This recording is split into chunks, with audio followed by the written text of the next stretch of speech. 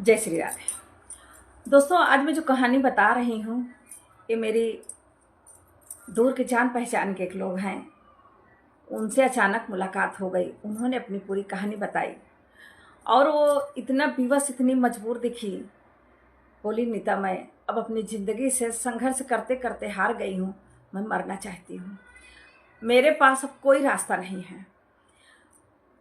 उसकी कहानी आप लोगों के सामने रखने का मेरा तात्पर्य सिर्फ ये है कि वो अपने जीवन से हार मान चुकी है और आप लोग अब ये रास्ता बताइए कि उसको अपनी ज़िंदगी में क्या करना चाहिए। उसकी एज भी करीब 65 साल की हो गई है। मेरे दूर की जान पहचान की है। उसे कोई रास्ता सूझ नहीं रहा, वो अंधकार में है।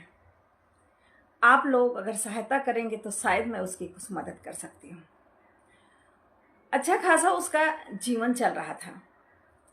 पति थोड़ा बहुत कमाते थे, थोड़ा सा नशेबाजी के चक्कर में थे, तो जो कमाते थे उसमें वो गंवा देते थे।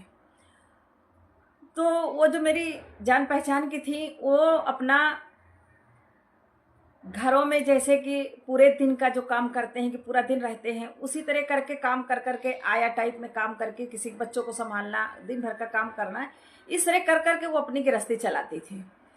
उसके एक लड़की एक लड़का। लड़की की शादी वो कर चुकी थी और लड़का भी नौकरी करता था, पढ़ाया लिखाया था, नौकरी वो भी करने लगा था और अच्छा घर खुशी खुशी चल रहा था। अचानक उसके पति को अटैक पड़ा और वो ख़त्म हो गए। उनके ख़त्म होने के बाद ये मेरी सहेली समझ लो, कुछ भी समझ लो, उसका बुरा दिन शुरू हो गया। अब वो परेशान रहने लगी। अभी उसके पति को मरे 1 महीने भी नहीं हुआ था कि लड़का एक रिश्ता लेके आ गया अपने लिए। अपनी माँ से बोला कि मैं शादी करूँगा। माँ जो अपने पति के मरने पे टूटी हुई है, उसके सामने बेटा जब शादी की बात रखेगा तो उस माँ से के ऊपर क्या गुजरेगी आप समझ सकते हैं। लेकिन लोक लाज के मारे उसने सबसे कहा कि मैं ही चाह रही थी घर संभालने के लिए, क्योंकि मेरे से घर नहीं संभल रहा है, तो ये शादी कर ले। वो गई लड़की वाले के घर में गई, वहाँ देखने सुनने। उसको बहू बिल्कुल भी अच्छी नहीं लगी, क्योंकि उसके घर का कुछ रख रखाव, मतलब ये समझ लो कि उसके घर का संस्कार उसको बिल्कुल पसंद नहीं आया। लेकिन फिर भी बेटे के दबाव में उसने शादी की। बहू आई घर। अब जब बहू घर आई तो एक माँ सोचती है, सासू माँ सोचती है कि कुछ तो मुझे सहारा देगी। लेकिन वो बहुत दिन भर अपने कमरे में पड़ी रहती थी और अपनी सासू से पूरा दिन का घर का काम कराती थी। खड़े खड़े पूरा घर का काम करती थी। उसकी भी उम्र अच्छी खासी हो गई थी, 55 पार कर गई थी। अब वो बहुत परेशान रहने लगी थी, लेकिन ये सोचती थी कि बस किसी तरह घर बंधा रहे, परिवार एकजुट रहे, क्योंकि लोग ज़्यादातर उंगली सासू माँ पर ही उठाते हैं, बहू की कमियां नहीं देखते हैं। अच्छा खासा चल रहा था। फिर लड़का उसका पहले भी बोल रही थी कि अच्छा नहीं था। जब उसका पति था तब भी वो 2-4 हज़ार रुपये माँ को दे देता था और नहीं देता था। वो किसी तरह कमेटी डाल के कुछ भी करके इसी तरह करके अपना वो व्यवस्था सब अच्छा खासा बनाई थी। लेकिन बहू के आने के बाद घर गृहस्थी में वो लग गई। बाहर काम वो एज भी हो गई थी तो नहीं वो कर पाती थी। फिर बहू को लड़का हुआ, उसमें उसने बहुत सेवा की, ना पोते की करी, बहू की करी कि घर हमारा बसा रहे। लेकिन उसका उसके साथ विपरीत होता रहा।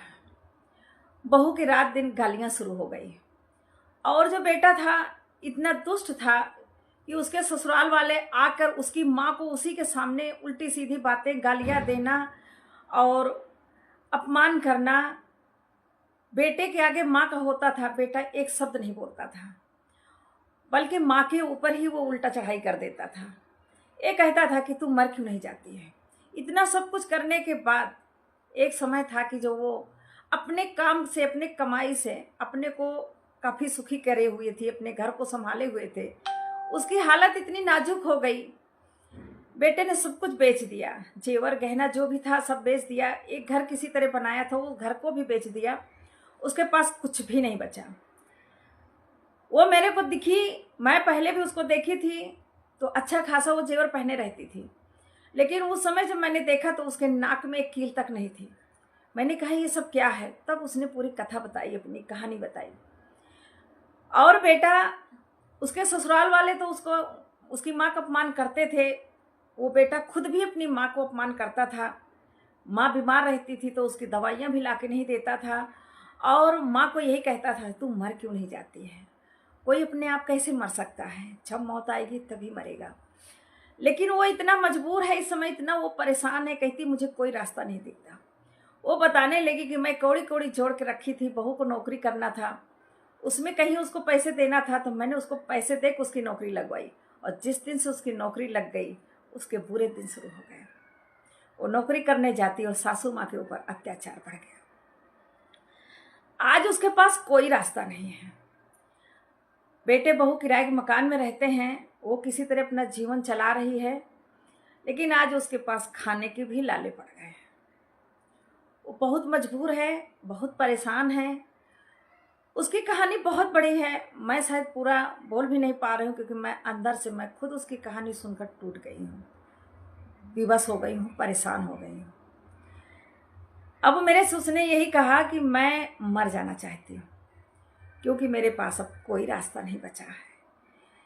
जिस बेटे के लिए मैं जिंदा थी, पति के रहने पर भी मुझे कोई सुख नहीं मिला, क्योंकि वो नशेबाजी करते थे। तो नशेबाज की पत्नी कभी सुख नहीं पा सकती है, तो आप लोग भी जानते हैं। और फिर बेटा का इस तरह का व्यवहार, जैसे सोची समझी साजिश चल रही हो, बहू बेटे मिलकर माँ को मार डालना चाहते हैं। मेरे हिसाब से तो यही लगता है कि जो कुछ भी नहीं है तुम्हारे पास, धन दौलत कुछ नहीं है, तो मैं तो यही सलाह देना चाहूँगी कि मरने से अच्छा है कि वृद्धाश्रम चले जाओ। कम से कम 2 जून की रोटी खाओगे और भगवान का भजन करो। जब तक जिंदगी है अपनी जिंदगी जियो, क्योंकि पता नहीं कौन सा ऐसा बुरा कर्म किए थे जो पिछले जन्म में कि इस जन्म में भुगत रहे हो। अगर आत्महत्या करोगे, अपने जीवन लीला समाप्त करोगे, तो ये बहुत बड़ा पाप होता है। अगले जन्म में पता नहीं फिर कौन सा दुख मिले। मेरी सलाह से तुम्हें वृद्धाश्रम चले जाना चाहिए, सब कुछ छोड़ के। अब आप लोगों की क्या सलाह है मुझे ज़रूर कमेंट करके बताइए, बहुत ज़रूरी है, कमेंट करके बताइए। किसी के जीवन का सवाल है, हो सकता है आप लोगों के सहयोग से मैं उसका जीवन बचा सकती हूँ। जय श्री कृष्ण।